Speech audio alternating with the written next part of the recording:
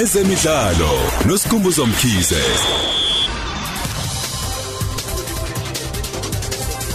Masondo setshele zemidlalo zevuma 103 FM ukuthi njengoba izovala mhla 29 August transfer window yePremier Soccer League bafuna ukusebenzisa ngendlela efanele lesi sikhathi esisele. Amazayona asanda kusayinisa iGhanaian defender ebedlala kwiAsante Kotoko uKhabena aduse long term contracts nokuchaza ukuthi ujoyina umkhaya wakhe uIdwene Jima.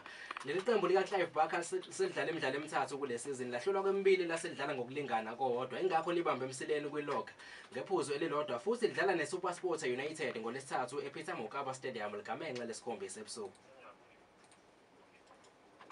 Namhlanje ngasho lokusenza ukuthi ngama-results of-29 ama-results mawamanje okuyilento ayifunayo ngiyathemba ukuthi lokho kuzobe sekukuhle kulungile kodwa izinto ezingamlungelanga sesenalo. Imanager yeSunderland uGas Poyet uyavuma ukuthi ubefisa ukusanisa umgadli weManchester United uDanny Welbeck kodwa into emxakile ngaye ukuthi ubebiza kakhulu. Le 23-year-old isanda kutshelwa emehlweni ukuthi yamukelekile ukuhamba eOld Trafford uma ingasathanda ukuhlala khona kodwa kanti imaqembu njenge-Arsenal neTottenham Hotspur nayo ayayidinga. Ama-Black Cats akhodelisana nawo ama-Red Devils kuzoqala ngo-5 ntambama kusasa eStadium of Light kanti usomaqhinga we-United uLouis van Gaal uyena wazi kahle kamhlophe ukuthi kufanele awunqobe lo mdlalo njengoba beqale kakhulu isizini kade behlulwa yiSwansea City ngo-1-2 ngomgqibelo odlule. My philosophy, not because I'm a very nice person, I am, but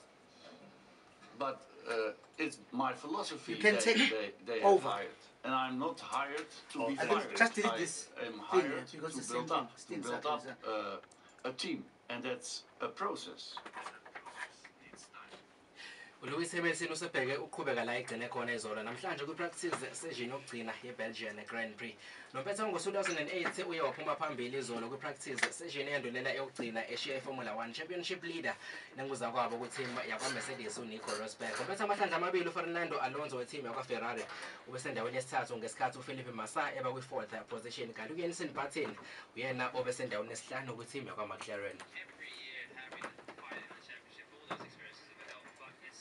As hard as ever before, and I don't know what lays ahead of me. I don't know when a problem's going to occur again. I don't know when I'm going to make a mistake again. You don't know when the weather's going to change. You don't know what's going to happen. But all I know is that I'm here. I'm more motivated than ever.